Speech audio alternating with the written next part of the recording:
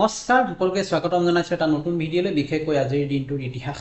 আজিৰ দিনটো সকলোৱে জানানে বাৰু? আজি 28 জানুৱাৰী ভাৰতীয় ইতিহাসৰ এটা গুৰুত্বপূৰ্ণ দিন।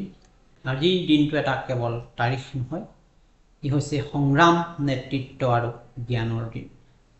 1865 চনৰ কথা 28 জানুৱাৰীত আজিৰ দিনটোতেই জন্ম হৈছিল লালা লাজপত ৰায়, যাক আমি কি বুলি কওঁ? পঞ্জাৱ কেশৰী। স্বদেশী আন্দোলনৰ অগ্ৰগণী নেতা, স্বাধীনতাৰ বাবে যি জীৱন উৎসৰ্গা কৰিছিলে, এই মহান অদম্য যোদ্ধাগৰাকীৰ আজিৰ দিনটোতে জন্ম হৈছিল। আন এটা গুৰুত্বপূৰ্ণ কথা হ'ল আজিৰ দিনটোতে 1899 খ্ৰীষ্টাব্দত জন্ম হৈছিলে ফিল্ড মাৰ্শ্বাল KM কাৰিয়াপ্পা। তেওঁ কোন আছিলে? স্বাধীন ভাৰতৰ প্ৰথমজন ভাৰতীয় সেনাপ্ৰধান আছিলে। তেওঁৰ নেতৃত্বতেই ভাৰতীয় সেনাই আত্মবিশ্বাস ঘূৰাই পাইছিল। 1925 চনৰ আজিৰ দিনটোত জন্ম হৈছিল আন এজন গুৰুত্বপূৰ্ণ ভাৰত কেশৰী, ডক্টৰ ৰাজা ৰামান্না। তেওঁ আছিল ভাৰতৰ প্ৰথমগৰাকী পাৰমাণৱিক পৰীক্ষাৰ বিজ্ঞানী, মুখ্য বিজ্ঞানী। বিজ্ঞানক ভাৰতক শক্তিশালী কৰি তুলিছিল যিজন বিশেষ ব্যক্তিয়ে, ডক্টৰ ৰাজা ৰামান্নাৰ আজি জন্মদিন।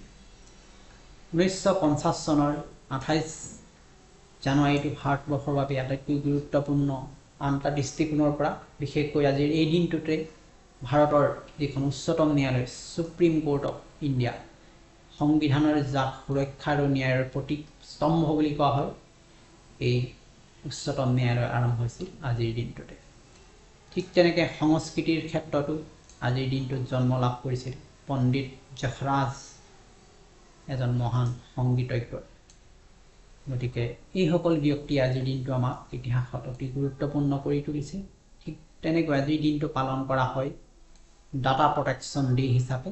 বৰ্তমান সময়ত ডিজিটেলাইজ যুগ, গতিকে ডিজিটেল যুগত আমাৰ অধিকাৰ সুৰক্ষা কিদৰে সুৰক্ষিত হ'ব আমি অতি জনা উচিত। এই ডাটা প্ৰটেকশ্যন ডেটো 28 জানুৱাৰীটো আমি সকলোৱে জনা উচিত, সচেতন হোৱা উচিত, সজাগ হোৱা উচিত, কি ধৰণে আমাৰ ডাটা প্ৰটেকশ্যন কৰিব পৰা যাব। গতিকে আমি 28 জানুৱাৰীক কেৱল এটা দিন বুলি ক'লেই নহ'ব, এই দিনতে জন্ম হৈছিল বহু সংগ্ৰামী শক্তিৰ সৃষ্টিশীলতাৰ অতীতক স্মৰণ কৰোৱা হওক, বৰ্তমানক বুজো, ভৱিষ্যত গঢ়ো। গতিকে আজিৰ দিনটো অতি গুৰুত্বপূৰ্ণ। আজিৰ দিনটোৰ ইতিহাস চাই কেনে পালে নিশ্চয় জনাবলৈ নাপাহৰিব। মোৰ পেজখন ফ'ল' কৰিবলৈ নাপাহৰিব পংকজ বৰা নামত। লাইক কৰক, শ্বেয়াৰ কৰক আৰু ভিডিঅ'টো বাৰে বাৰে চাওক উৎসাহিত কৰিবলৈ। লগতে মোৰ এটা ইউটিউব চেনেল আছে জ্ঞান সাগৰ চলিউশ্যন, নিশ্চয় ছাবস্ক্ৰাইব কৰিবলৈ নাপাহৰিব। গতিকে ইতিহাস আমি জানিবই লাগিব, ইতিহাস বচাওঁ আহক।